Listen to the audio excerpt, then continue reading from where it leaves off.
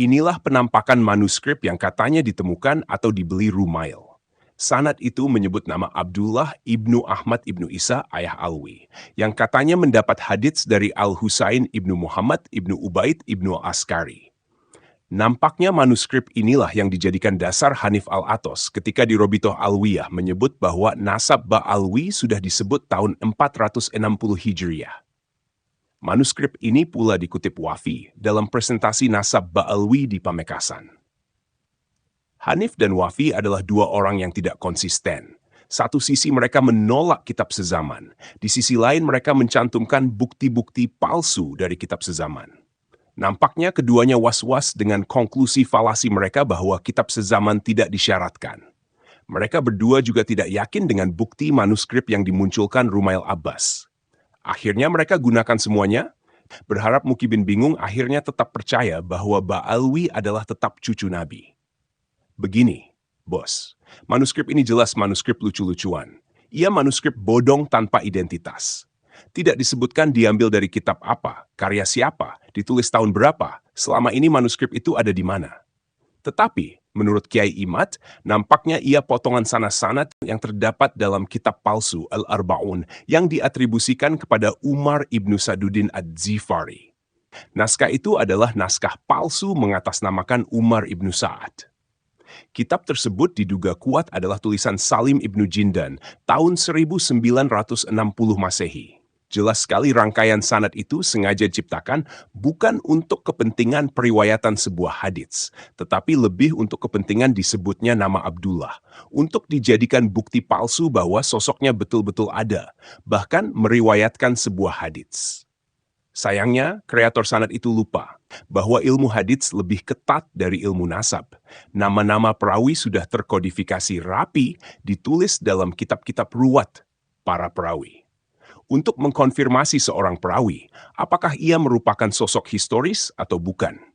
Jangan-jangan ia sekedar nama yang sengaja disematkan tanpa ada sosoknya. Bisa dilihat dalam kitab-kitab ruwat yang sudah ditulis sejak abad ketiga Hijriah. Dalam sanad hadis Rumail itu, Abdullah ibnu Ahmad ibnu Isa katanya mendapat hadis dari Al-Husain ibnu Muhammad ibnu Al-Askari. Ibnu Al-Askari memang seorang perawi hadis. Namanya ditulis dalam kitab-kitab ruwat, kitab yang menyebut nama-nama para perawi hadis. Di dalam sanad itu disebut bahwa Ibnu Al-Askari mendapatkan hadis dari Abu Ja'far ibnu Muhammad ibnu Al-Husain Al-Daqqaq. Al-Daqqaq pula terkonfirmasi sebagai perawi hadis. Tapi apakah benar Ibnu Al-Askari meriwayatkan hadis kepada Abdullah? Perhatikan wafat Abdullah. Ia disebut wafat tahun 383 Hijriah. Jika ia benar-benar seorang perawi, maka namanya akan dikenal oleh para ahli ilmu di masanya. Tempatnya akan banyak didatangi para pencari hadis dari berbagai penjuru dunia. Dengan itu seharusnya namanya telah dicatat oleh kitab yang mencatat para perawi yang semasa dengannya atau yang mendekatinya. Semacam Ibnu Syahin yang wafat tahun 385 Hijriah, 2 tahun setelah wafatnya Abdullah, atau kitab Al-Zahabi yang wafat tahun 748 Hijriah. Dan tentu namanya pula akan dicatat oleh kitab nasab pada masanya, seperti Al-Ubaidili. Tapi nama Abdullah ini tidak dicatat dimanapun, tidak di kitab nasab, tidak pula di kitab para perawi. Untuk menguji sanad palsu itu, mari kita teliti seorang nama perawi yang disebut di sana. Ia adalah Al-Husain ibnu Muhammad ibnu Al-Askari. Benarkah ia mempunyai murid bernama Abdullah ibnu Ahmad ibnu Isa? Mari kita lihat kitab Tarikh Baghdad tentang sosok Al-Husain ibnu Muhammad ibnu Al-Askari.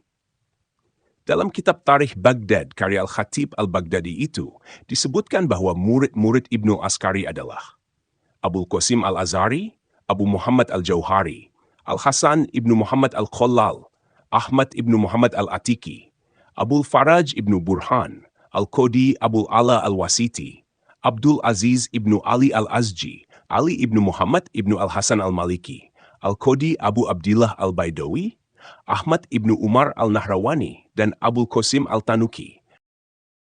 Jelas nama Abdullah ibnu Ahmad ibnu Isa tidak termasuk murid atau orang yang meriwayatkan hadis dari Ibnu Askari.